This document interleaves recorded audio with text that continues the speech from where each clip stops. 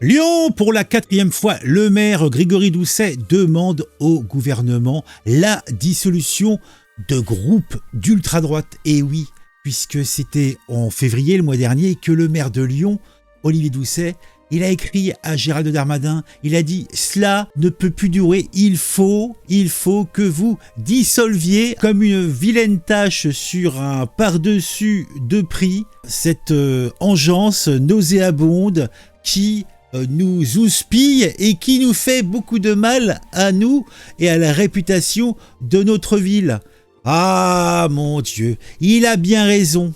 Donc dans ce courrier, comme je vous le précisais, il demande la dissolution de l'association Les Remparts et que maintenant, c'est clair, ce n'est plus une option. Darmanin doit délibérer, je ne sais plus. En tout cas, c'est un impératif, il faut mettre en œuvre cela le plus rapidement possible. En plus de l'organisation des remparts, formée après la dissolution de Génération Identitaire de triste mémoire, l'élu a également réclamé la dissolution d'autres associations telles que, je ne sais pas, attendez, qu'est-ce qu'on a comme...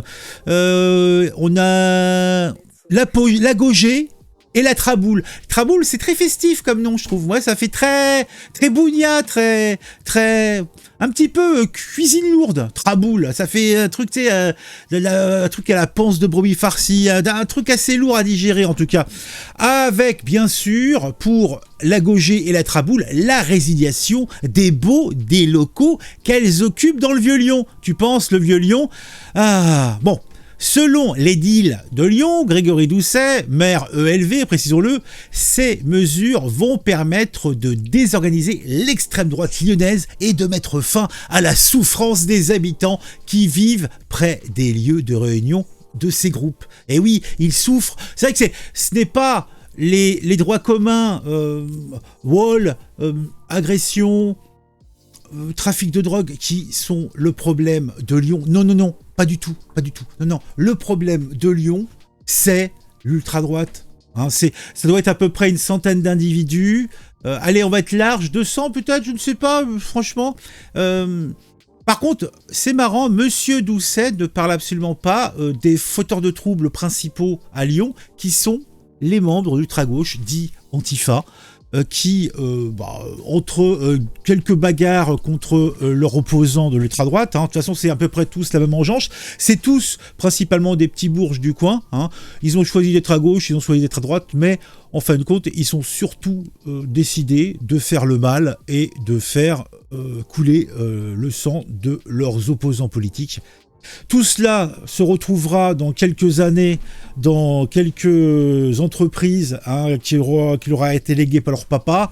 Ça, je n'en doute pas un seul instant. En tout cas, notre maire, pour appuyer sa demande, a énuméré les récents événements liés à des membres de ces groupes d'ultra-droite, notamment l'agression au couteau dans la nuit du 1er au 2 février. Et oui, effectivement, 2 étudiants, Sanisha Malanov, ancien porte-parole des Remparts. C'est vrai qu'en plus, avec un nom comme ça, Sanisha Milinov, ça fait vachement couleur locale.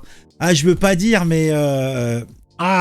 il serait pas un petit peu raquiste, notre maire, là, élevé, à s'attaquer à des gens qui nous viennent d'Europe de l'Est? C'est pas beau, c'est pas propre tout ça.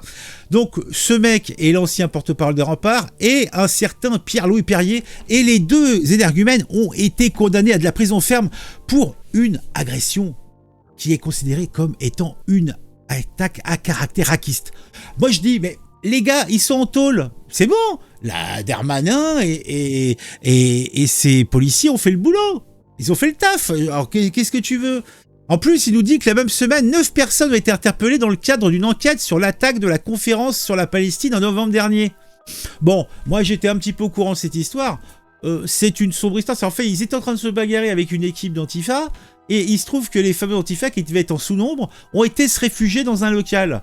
Les mecs sont dehors à taper sur le mur en ferraille, en tout cas sur le grillage.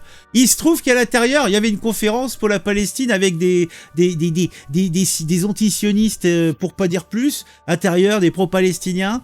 Donc il y a eu comme un guerre, ils ont joué là-dessus, ils ont fait un chavirivari didactique pour nous faire penser que les mecs attaquaient ça. Mais ne attaquaient pas ça. Mais bon, même si c'était le cas, qu'importe. Est-ce que c'est véritablement ça qui met la terreur et l'angoisse dans le cœur des Lyonnais? J'en suis pas certain.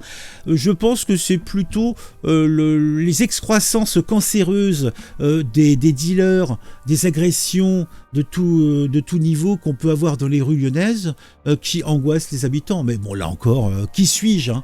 Qui suis-je? En tout cas, notre maire a fait sa demande de dissolution sur les groupuscules d'extrême droite à Lyon. Et ça, pour lui, ça rentre et ça se met dans un cadre plus large du montée de la violence et des actes raquistes dans la ville. Marrant quand même, hein. Le fait qu'on ait des excroissances cancérigènes un peu partout, avec des dealers étrangers, donc de migrants de courte temps, hein, ils viennent d'arriver. Est-ce que cela peut pas avoir des conséquences effectivement et peut-être des réactions raquistes d'une certaine partie de la population? Je sais pas. Mais en fait, pour lui, le problème se pose pas ainsi. C'est comme ceux qui se disent « Putain, mais, oh non, mais il faut lutter contre la montée de l'extrême droite. » Ben oui, mais l'extrême droite, la montée de l'extrême droite, c'est simplement une conséquence à des événements plus profonds, à des événements structurels dans une société. Pas résolvez les problèmes, vous dégonflerez la manne élective du Front National. Mais si vous vous contentez de chouiner... En fait, c'est un petit peu comme ces gars qui vont voir les effets plutôt que les causes. Donc, c'est problématique, mais bon. En tout cas... Le maire demande à ce qu'on prenne des mesures fortes contre les vilains, contre les pas beaux, pour garantir la sécurité de tous les citoyens. Ben oui. En tout cas, tous les citoyens qui votent pour lui, parce que les autres, a priori, ils s'en foutent. Donc, moi, je me suis dit, j'ai aussi un autre petit truc à vous faire écouter. C'est une représentante, donc pas d'ultra-droite, de la droite nationale, donc du RN, qui nous parle un petit peu de la situation à Lyon, et j'ai trouvé intéressant d'écouter sa petite intervention. Donc ça date de l'année dernière et c'est pas véritablement associé au sujet, mais j'ai trouvé pertinent d'associer les deux. Donc vous écoutez tout ça et puis on se quittera tranquillement. Je vous invite à mettre en commentaire ce que vous pensez de cette intervention, que vous pensez-vous de notre édile EELV, donc de Lyon. Et après, je me pose une question, pourquoi il y a autant de villes quand même assez importantes où il y a des maires EELV? Qu'est-ce qui peut traumatiser les gens pour choisir ce genre de personnage pour les représenter? Je ne sais pas, je suis surpris, je suis consterné. Donc, ça date de l'année dernière, et c'est la nouvelle représentante du Rassemblement National qui réorganise un petit peu en local l'organisation.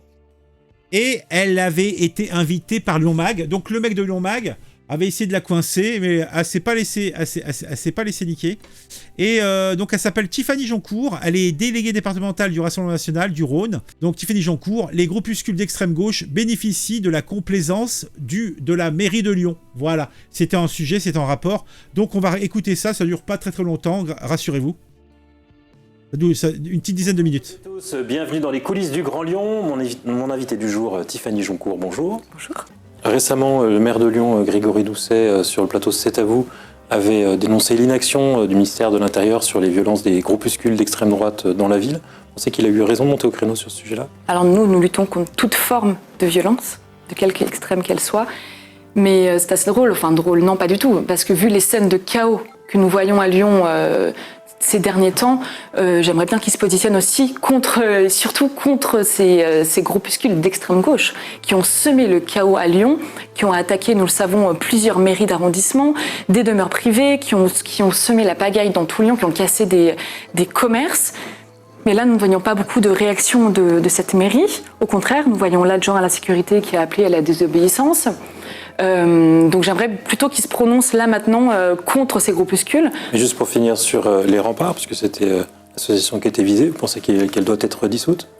Là-dessus, c'est pas à nous de nous prononcer là-dessus. Si Ces groupuscules sont violents, évidemment que le gouvernement doit faire quelque chose, mais en l'occurrence, à Lyon, nous avons surtout des problèmes avec l'extrême gauche qui bénéficie de la complaisance de la mairie. Nous savons que des groupes comme d'extrême gauche ont eu des salles prêtées par les mairies, notamment du 4e arrondissement. Donc je pense qu'il y a une ambiguïté de la mairie envers ces groupes. Et pour finir sur cette séquence, Grégory Doucet, dans cette même interview, avait dit qu'il fallait pour lui aller à la racine du problème, et la racine du problème en l'occurrence, c'est l'institutionnalisation du Rassemblement national qui constitue pour lui une menace. Nous voyons bien que de Grégory Doucet est complètement déconnecté des Lyonnais. Est-ce que ce sont vraiment les soucis et les soucis des Lyonnais en fait? Qu'est-ce qu'on voit? On voit que cette mairie est déconnectée, que toutes les décisions que prennent l'exécutif sont complètement dogmatiques. Nous n'avons qu'à nous promener dans Lyon et pour voir l'insécurité qui y règne. Lyon n'est plus une ville où il fait bon vivre. Les derniers sondages l'ont bien montré. 67% des Lyonnais se disent insatisfaits de l'action qui est menée. Nous voyons que notre président Jordan Bardella avait été voir à la Guillotière l'insécurité, les trafics qui s'y faisaient. Dans un même temps, On se souvient de sa visite très mouvementée, très polémique, il y a 2 ans à la Guillotière. Oui, voilà. Alors, un coup d'effet. Depuis, vous reconnaissez que la police a fait beaucoup de travail? Alors sur la police fait de son mieux, oui. Alors, on voyait aussi le coup d'effet des vidéosurveillances. On nous a annoncé une 30aine de vidéosurveillance en plus. Bon, pour moi, c'est qu'un coup d'effet, parce qu'est-ce que vraiment la mairie a pour souci la sécurité de Lyonnais depuis qu'elle est en place? Non, pas du tout. Donc c'est pas 30 caméras en plus, en sachant qu'est-ce qu'il y a vraiment une volonté politique derrière? Est-ce qu'il y aura des personnes pour surveiller ces caméras? Est-ce qu'il y a vraiment est-ce que la police municipale a pour objectif de veiller à la sécurité? Non, je pense pas du tout. Elle est plutôt là pour faire la chasse aux automobilistes, parce que c'est vraiment là-dessus qu'ils ont porté leur projet. Donc non, je pense que cette mairie est complètement déconnectée des réels problèmes des Lyonnais, et j'espère qu'elle va être sanctionnée, j'en suis sûre, aux prochaines municipales.